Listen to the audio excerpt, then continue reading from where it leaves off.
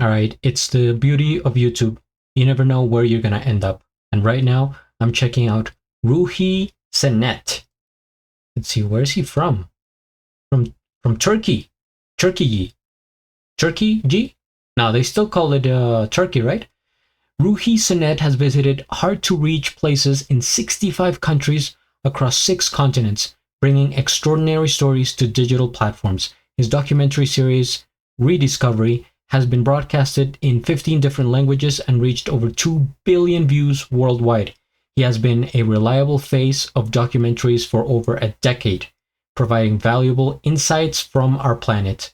Wow, and I'm just reacting to it. Okay, so last video he put out was the world's largest cave.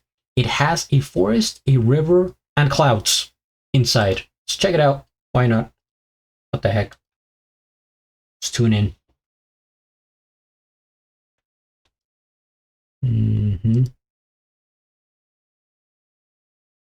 Oh, okay. Just before I do that, I do like to read the description and see what I'm getting myself into. So, sponsored by Opera. Song Dong, the largest cave on our planet. The cave is so massive that it has a completely self-sustaining ecosystem with its own climate conditions. Hundreds of meters underground, the clouds you're used to seeing in the sky form inside this cave. Impressive. Song Dong even has an untouched prehistoric rainforest hidden far below the surface and a vast underground river. From transparent fish to colorful monkeys, over 250 endemic plant and animal species live in the underground world. 7 new animal species were recently discovered here and are unique to this place. Stretching 9 kilometers in length, this cave holds 38.5 million cubic meters of space, and its passages are so enormous that a 40-story skyscraper could fit inside, and its giant stalagmites are rising like the towers of ancient cities. Walking inside, it's impossible not to feel as small as a tiny bug. Song Dong even contains phytocrust rocks, which move towards the sun like semi-living organisms. Rare cave pearls and many other unique formations are also found here. For 3 million years since its formation, the world had no idea about this cave's existence until it was fully explored in 2009 in Vietnam. Now it's time for you to see the largest cave on Earth. Individual access is forbidden to protect both visitors and the fragile environment. This expedition is operated by Oxalis, the only authorized agency. Okay, well now I know that I can't just go there by myself. I have to get that company to go with me. Well, sounds very cool. Let's see. Cave on our planet. This cave is Sandong, the largest cave on our planet.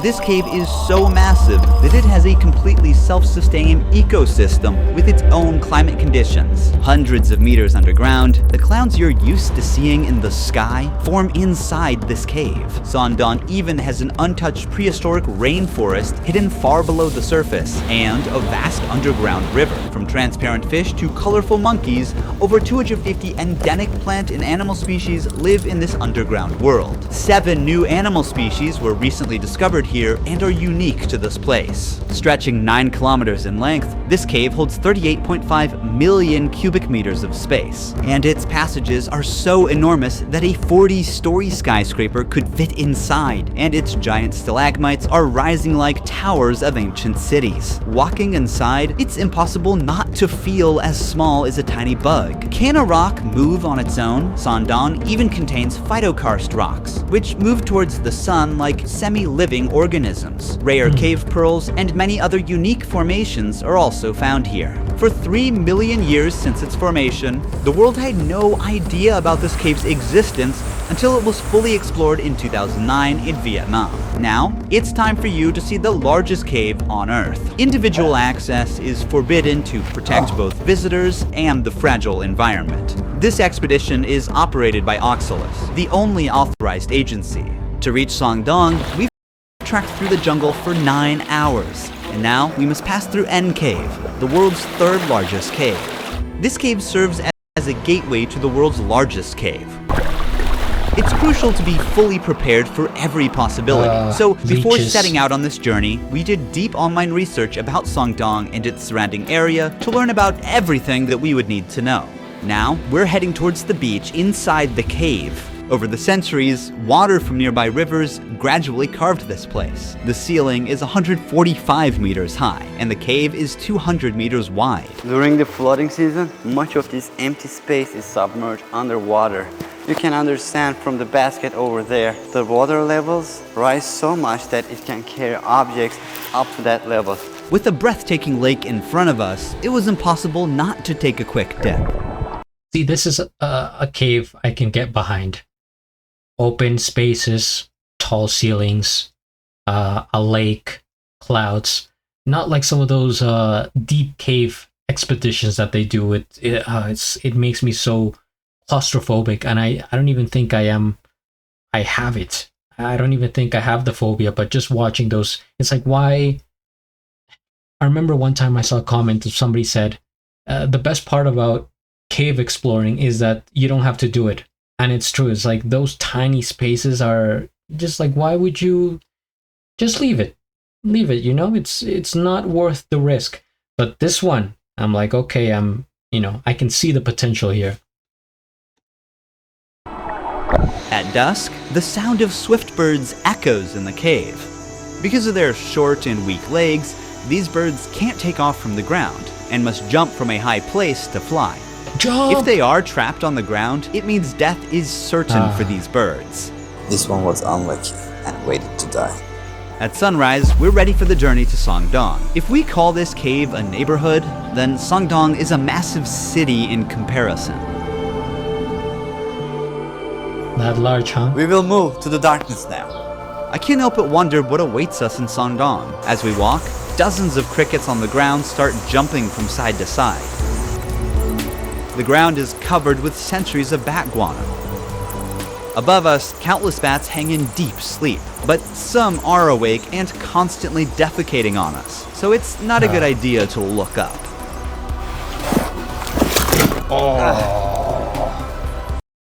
I think my ankle just broke watching that. That's one of my fears, spraining my ankle. It's happened 3 times, and just watching that, no good. Up. Right to the knees as well. That's how my arm looks. We pass by formations that look like travertine. The limestone steps take us to the path that leads to Songdong. Wow. The view here is amazing. You can see some water coming down from both sides. N Cave welcomed us for a night deep in the jungle. Now, it's time to meet Songdong Cave. It's trying to come to me, It's moving towards me. It knows what to leech on. Oh, it got too big. Beneath the soil we walk on lies the 450-million-year-old limestone formation, which began forming long before the existence of humans or even dinosaurs. This calcium-rich limestone is composed of shells and skeletons of ancient sea animals that sank to the ocean floor and gradually compressed over millions of years. However, since calcium dissolves easily in acid, acid rain slowly erodes limestone and forms caves over time. This is how the world's largest cave was formed, by rain dissolving limestone. A challenging I gotta hear that again. How is that formed? Over millions of ancient sea animals that sank to the ocean floor and gradually compressed over millions of years. However, since calcium dissolves easily in acid, acid rain slowly erodes limestone and forms caves over time. This is how the world's largest cave was formed, by rain dissolving limestone. A challenging final climb brings us down to the grand entrance of Songdong. As we move deeper, everyone's switching on their headlamps now. This path will lead us to the Hope and Vision Passage. In this 9-kilometer-long cave, there is so much to explore. We might be the first to record newly Wedding cake? What kind of names are these? Is this the official language of the cave? discovered animals.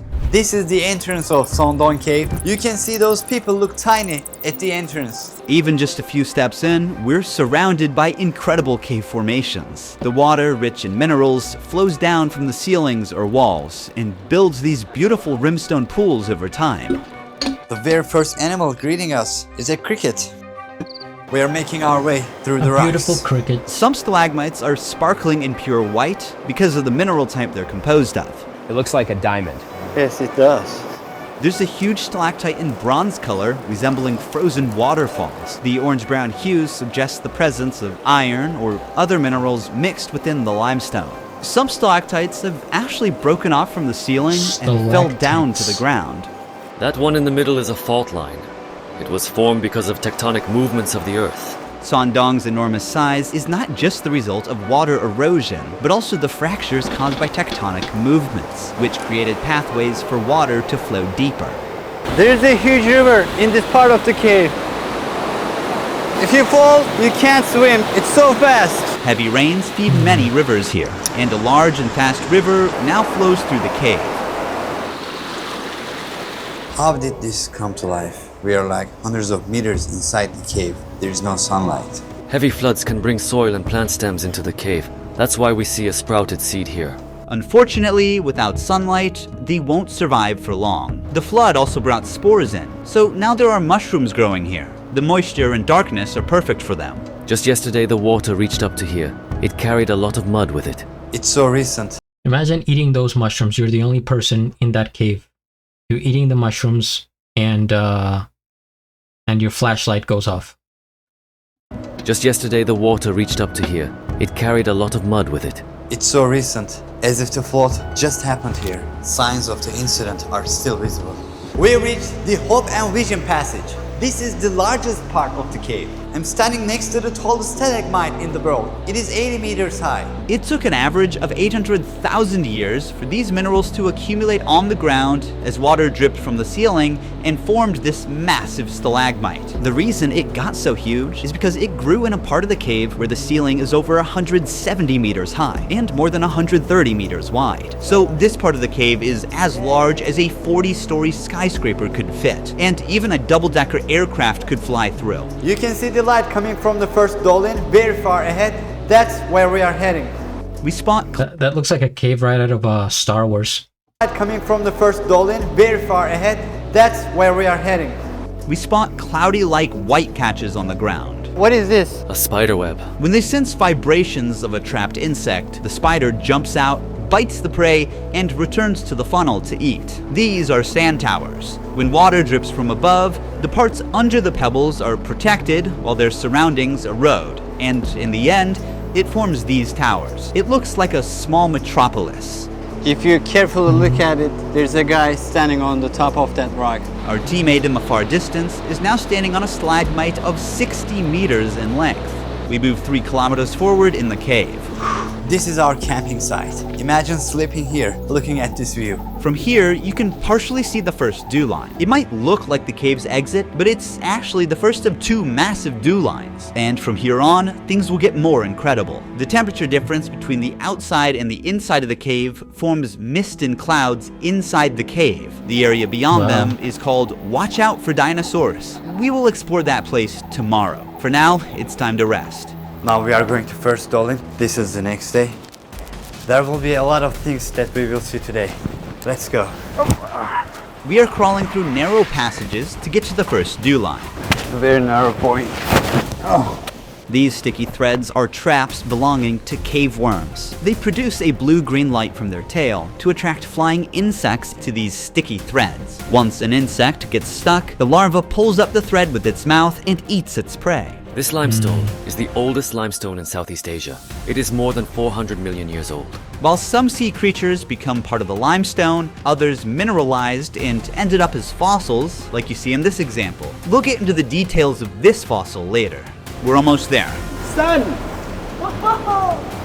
Wow, it takes for water droplets to reach the ground for like 20 seconds from up there. What is the height of this wall? It's around 140 meters. Everything is huge here. When you look up, you can see the trees of the rainforest surrounding. I feel like that's how the perspective of an ant and how they feel in a world around us. Just so tiny. Huge here. When you look up, you can see the trees of the rainforest surrounding the opening. But right now, we are meters below and still inside the cave. The reason why this hole exists is that hundreds of thousands of years ago, the river flowing inside Songdong eroded the limestone and weakened the roof. The roof couldn't hold up and collapsed, creating this giant hole above. So the light gave life to these algae and mosses.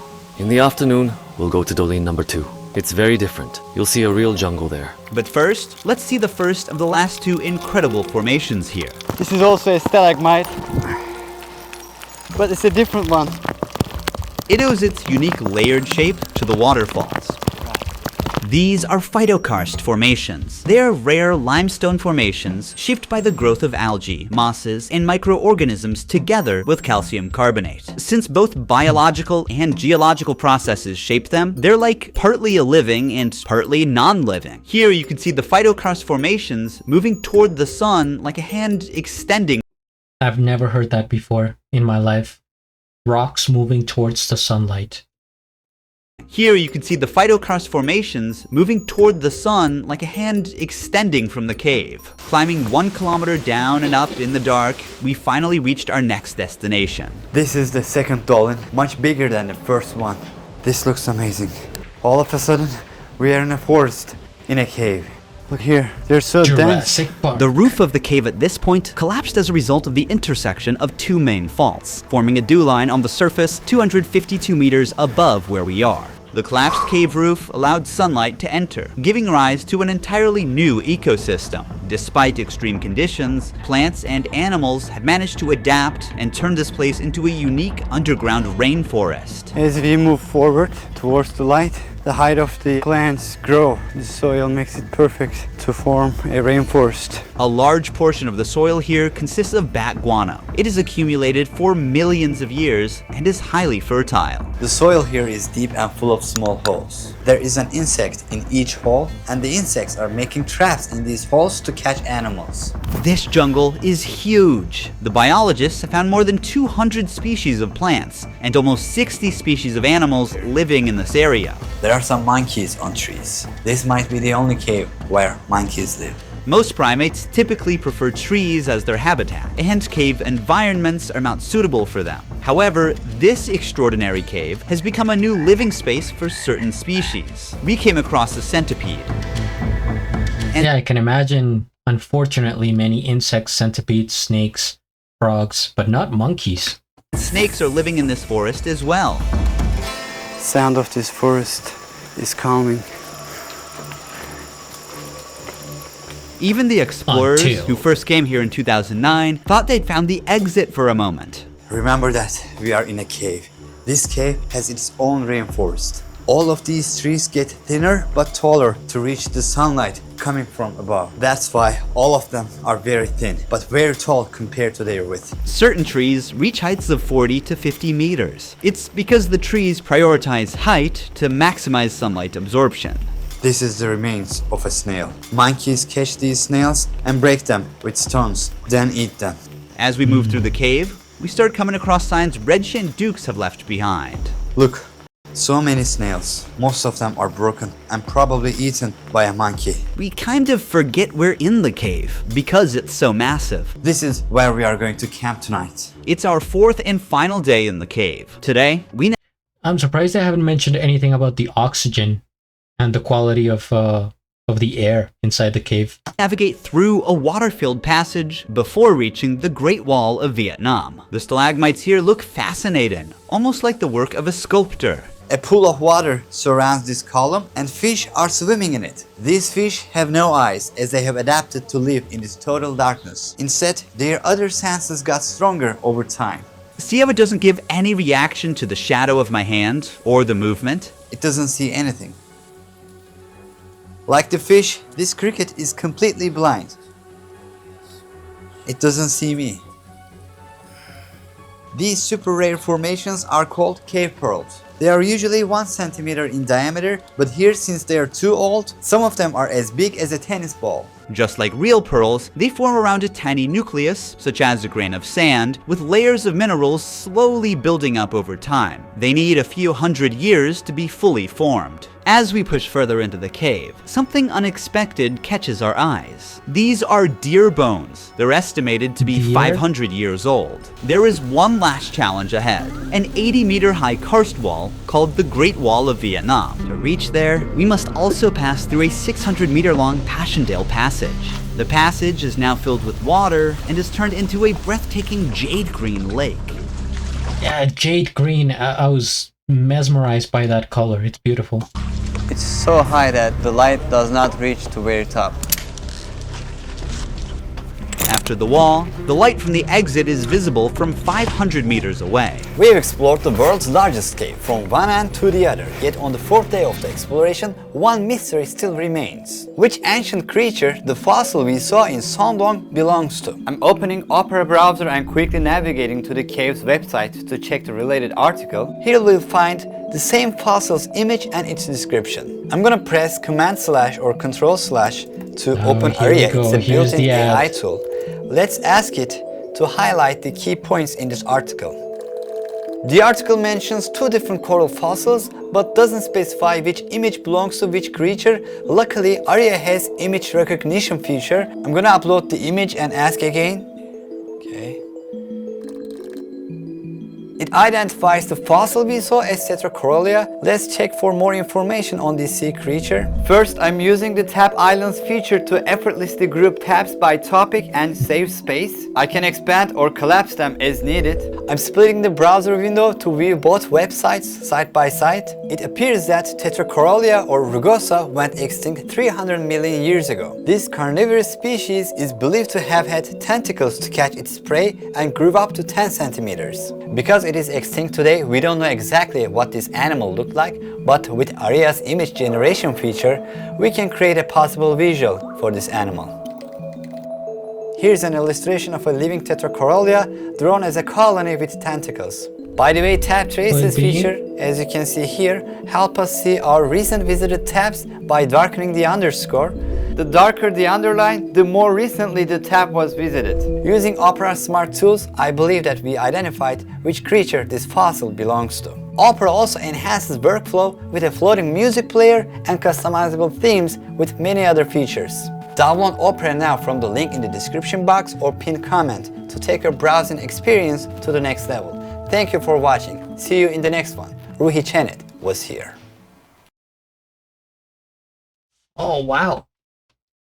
Seamlessly transitioned into the ad and finished the video. I thought he was going to continue after the ad. First things first, we hit the like. I am subscribed, and I'll have a link of the original video down in the description below. I like his more sort of relaxed approach, yet still scientific. Like, you get the information, he explains it thoroughly, and you know, he gives you the overall idea of what they're doing, you know, what it's about, the history and all that. Yet it feels kind of like I'm learning without getting oversaturated with the information. That's kind of cool. He should be like a teacher. He has the charisma and the thinking of a teacher, and I think his accent actually helps. Yeah, this is a very cool place. Would like to visit at some point. Only one in the world. Unique. The size of the cave alone, just incredible. But like I said, I would much rather, you know, go through the hassle and the time, the effort that it takes to go through this cave, as opposed to one of those other underground, really tight, deep caves that sometimes you have to swim through, get to the passages, and it's just like, you know, it's cool that there's such a range of caves, I guess. Well, this is the biggest one, and at the other side of the scale there's going to be like the tiniest one, but for the most part we think of caves as like really small passages. This is a world. I mean, technically a cave, but it's like a world inside the world. Really interesting, and hope to check out more from Ruhi Cenet soon. So guys, comment down below, hit the like, subscribe, and at the end, do a flip.